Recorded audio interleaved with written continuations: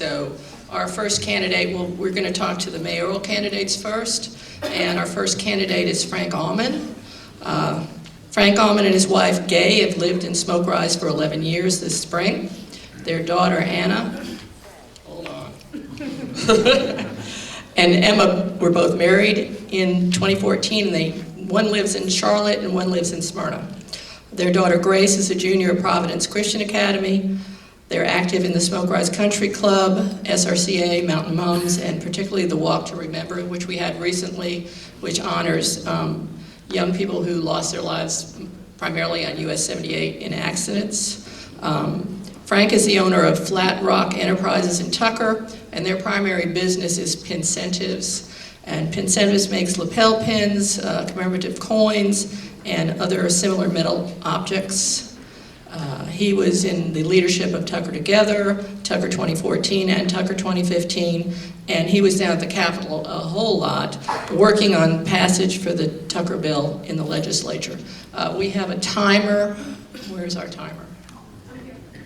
Oh, there she is. She will, she's going to give you time codes. So, Mr. Auman, if you could come up, we'd appreciate it.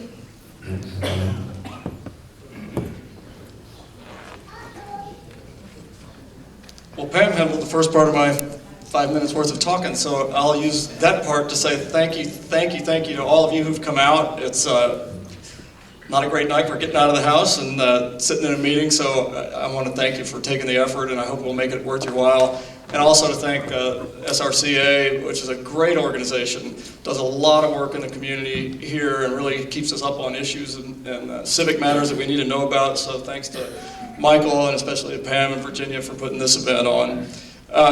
So Pam gave you a little bit of the background, personal biography stuff. I am a businessman. I've learned that I have to say that I'm not a lawyer. I think a lot of people for some reason assume that if you're running for office, you're an attorney. So I'll excuse all three of us from that category.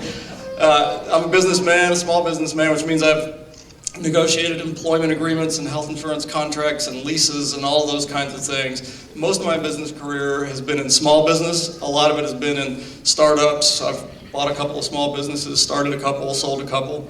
So those are things that I'm familiar with, that I'm at ease doing, haven't done it for a long time. Aside from my business career, my involvement in the community has been in a lot of political and civic matters. I serve as chairman of two nonprofit boards. One is a Christian ministry organization. The other works with sort of elite youth athletes on the subject of character development and the things that they'll need, whether they go on to be a pro or blow out a knee and don't have that opportunity. I also serve on the State Department of Human Services, which oversees the Department of Aging Services, DFACS, some things like that, appointed 3 times by Governors Perdue and Deal. So I do my share of community service kinds of work, and all of those things have helped with this effort to get Tucker to where it is. So the first question I always get, and I'm going to hurry through this: who are you? Why are you running? Why are you qualified? And what are you going to do? So you know something about who I am.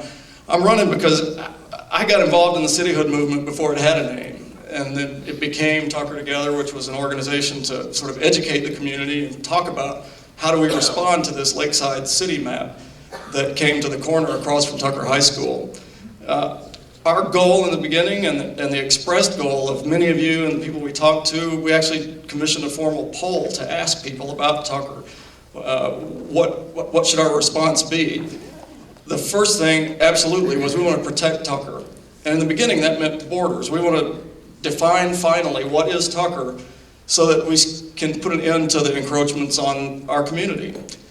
But as we went along and we listened more and we talked deeper about those things, what people seemed to really mean was we want to protect this thing that is Tucker, the character of this place, the nature of what we have, which is really unique. And the more you talk to your friends and neighbors, and many of y'all have lived here a lot longer than I have, some for generations. Some who grew up here, moved away and moved back, in some cases, into the house they grew up in or a house down the street.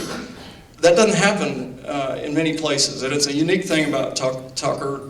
It's truly a live, work, play, and pray kind of a community that you can do all of those things with your neighbors right here. You don't have to drive across the city for any of those pieces. That's what people wanted to protect. So I mentioned my experience with the cityhood movement. I worked with all three organizations over the last 3 years. We spent hundreds of hours at the legislature. In the course of that, I've gotten to know our county officials, state officials on both sides of the political aisle, because of the nature of what we were trying to do, required a high degree of cooperation. In the end, not only did we, Tucker, get more votes in the House of Representatives and more votes in the Senate than any other cityhood movement. When it was over and we came back here to have the referendum, we got 74% of the vote here. So it's very gratifying, but it also speaks, as does this very full room, about the excitement for Tucker, the love that people have for the place where we live, and the strong desire to protect something that's very unique. So I'm in the race to do those things. We'll talk more about what we want to do and what our priorities are. But the first order of business is to continue to ensure continuation of all of the city services and the county services. There'll have to be a lot of negotiating done with the county about how we'll take over certain services, how they'll continue to provide certain services. I'm looking for my timer. Oh, I'm in good shape, thank you.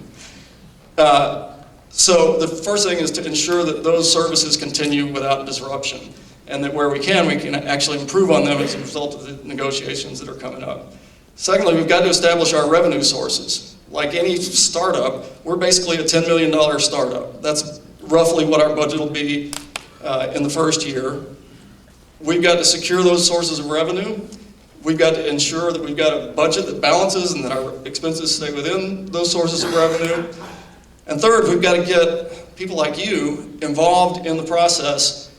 There'll be boards, there'll be committees, there'll be advisory groups for parks and zoning and a variety of things. We've got to get y'all together and serving on those things so that we can get to the work of the bigger vision of smart growth and protecting our community and sharing it with other people in the future. So I'll look forward to answering your questions as we go along, and thank you very much for being here.